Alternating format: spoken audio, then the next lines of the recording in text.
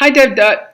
I have a question. A lot of times we see the term when people are marketing yoga as free yoga, that, yoga should be for the masses and be free and of very little monetary value.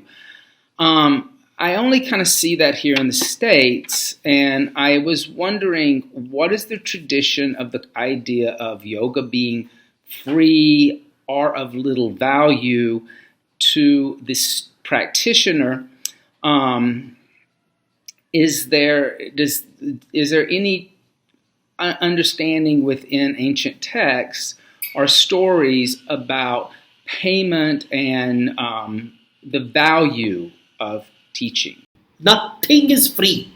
Free is the worst thing in Hinduism. Everything in Hinduism is about exchange.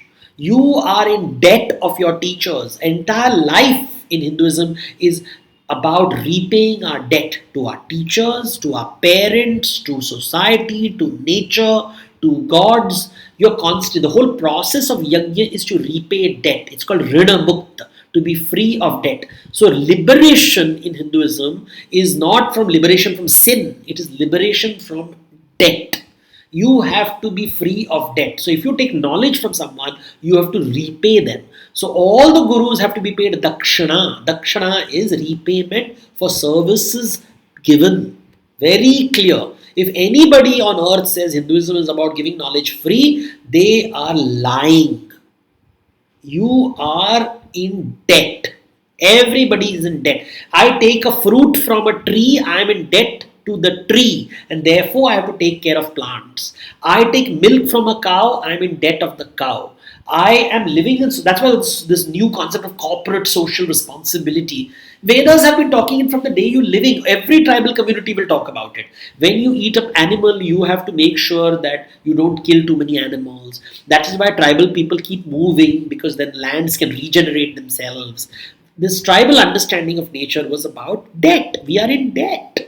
So debt is monetary in modern society. So you can't, there's no free lunch. It's not a capitalist concept. It is human, natural concept.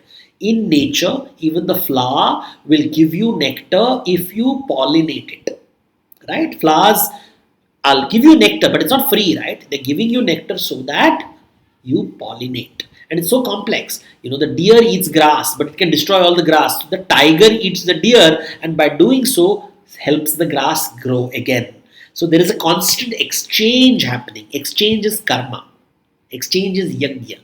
So exchange as an idea is very important. So this free business is a very dangerous business, which is, this is what happens when people don't understand Hinduism and try to equate it with some weird modern social justice ideas.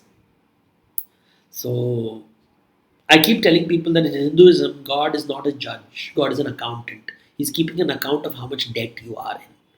And our human society is right now in deep debt from nature. And therefore, nature is coming back and saying, repay me back. And COVID has come to remind us about it, I think.